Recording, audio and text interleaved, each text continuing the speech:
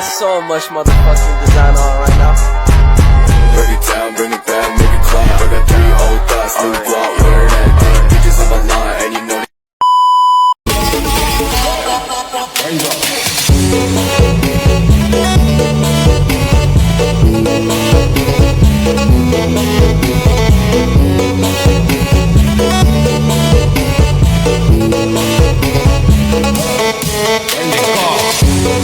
Saat ini kami berada di SMA Reformasi Plus. Kami mau mewawancarai salah satu guru di sekolah ini. Saksikan terus video kami.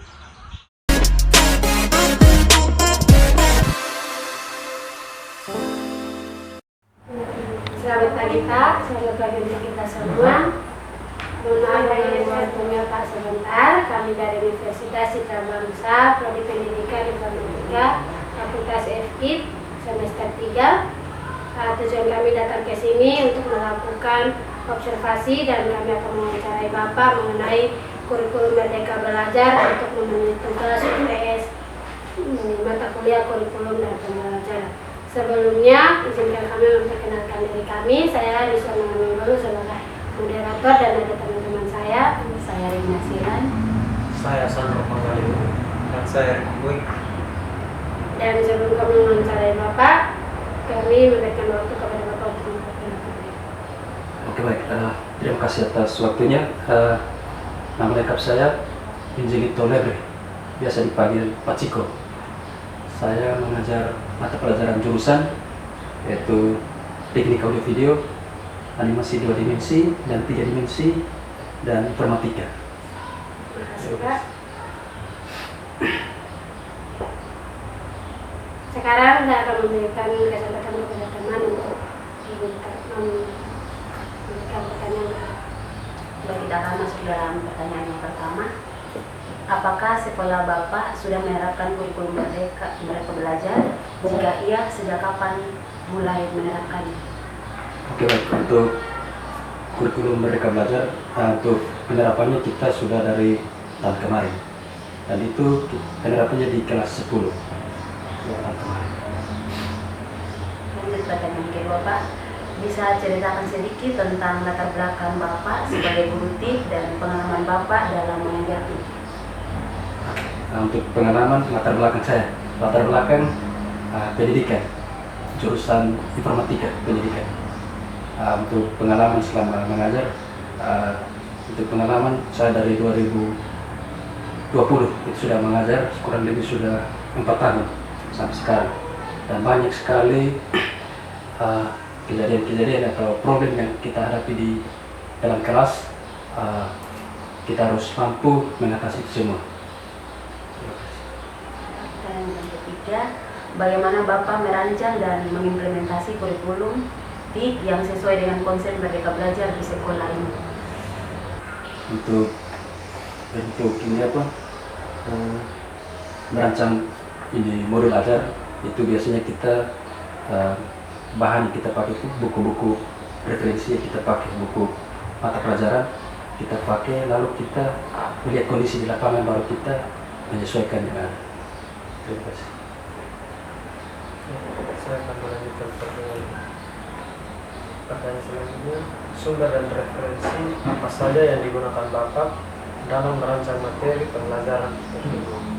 Untuk sumber-sumbernya itu berupa buku mata pelajaran dan e-book dari internet kita pakai untuk sebagai referensi kita dalam menyusun modul ajar atau bahan untuk pembelajaran tersebut. Bagaimana pengalaman Bapak dalam mengajar dengan menggunakan kurikulum Merdeka dibandingkan dengan kurikulum sebelumnya?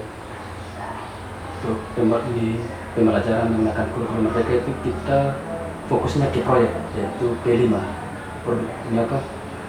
belajar Pancasila. Itu biasanya kita lebih ke penguatan karakter untuk siswa tersebut ke pelajar. Kalau untuk kurikulum yang sebelumnya itu kurikulum K13, kita masih pembelajaran masih bersifat umum atau teorinya masih terlalu banyak.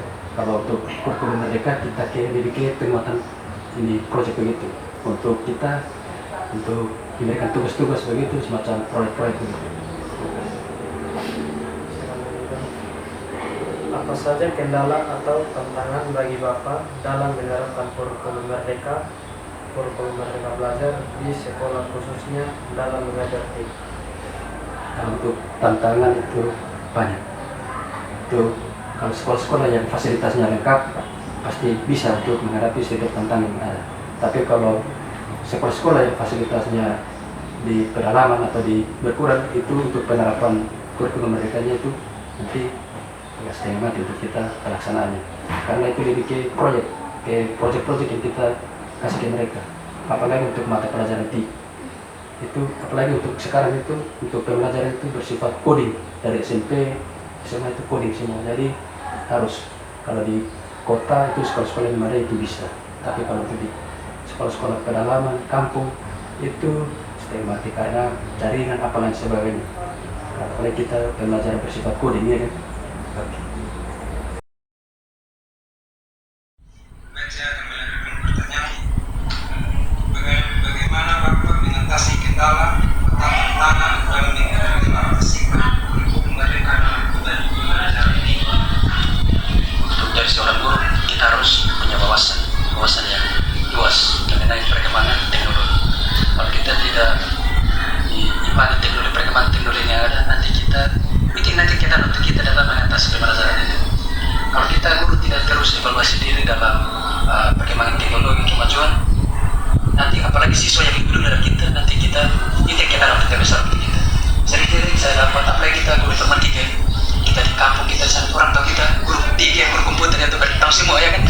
Nah, padahal kita di sini kita juga ada bot ya kan, ada sebentar sedikit.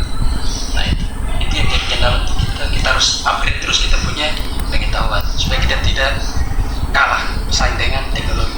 Jangan sampai teknologi kuasai kita kembali. Macam seperti sekarang gadget ya, HP kita lebih sering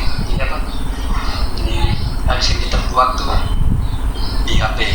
Nah kalau kita terus sampai gitu, kalau orang lain dia belajar bagi teknologi, nanti dia akan lebih bisa dari kita.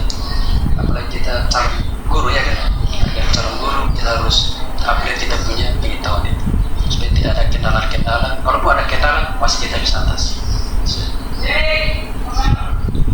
Bisakah Bapak memberikan contoh konkret dari hasil positif yang telah dicapai dari hasil implementasi Merdeka belajar dalam pembelajaran TIK di sekolah? Untuk pembelajaran konkret untuk macam seperti kurikulum Merdeka yang dimana itu P5, biasa disebut P5, pembelajaran Pancasila ya kan, untuk penguatan profil. Nah itu di sini kita sudah terapkan, ada banyak proyek yang anak-anak sudah buat, nanti bisa lihat yang contohnya, nanti kita kasih tunjuk, nanti bisa lihat. Bisakah kami mendapatkan contoh guru ajar dari TIK yang telah dikembangkan sesuai dengan wawasan mereka belajar? Untuk modul ajar itu ada hanya untuk sementara, dia untuk file hardnya tidak ada. Untuk hardnya kita di sini sudah basis IT, jadi untuk hardnya kita tidak print lagi. Itu jadi kita buat link atau sistem, jadi kita langsung kirim ke kurikulum. Jadi tinggal nanti mungkin kirim ke salah satu dari adik-adik itu saya kirim.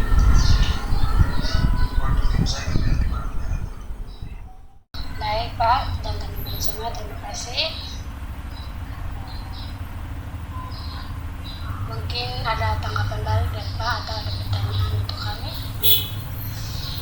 Untuk tanggapan untuk mengenai adik-adik datang sini itu sudah sangat luar biasa, karena sejak saya 2 tahun di sini saya sangat mengharapkan sekali Universitas Citra Bangsa mahasiswa itu datang turun di sini.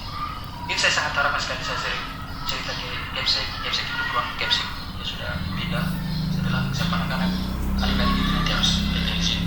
Tapi suratnya yang terlambat, saya kasih masuk mereka, Ibu Diana biasa bilang Pak Yoni biasa bagi ya.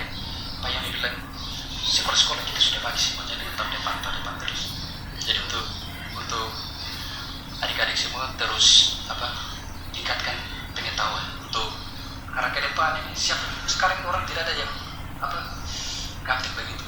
Kalau dia punya akses internet, dia bisa belajar situ bisa. Jangan kita kalah dengan mereka ya. Kalau kita kalah dengan mereka berarti apalagi kita calon guru, kita kalah dengan mereka berarti kita keringat harus ya kan. Biasa. Terima kasih. Bapak. Terima kasih Pak sudah meluangkan waktu untuk kami, telah meluangkan waktu untuk bisa diwawancarai dan telah berbagi ilmu dalam konsep pengembangan kurikulum Merdeka Belajar di sekolah ini. Terima kasih. Kesimpulan wawancara kami hari ini, kami sangat bersyukur bisa dapat bertemu dengan Pak Ciko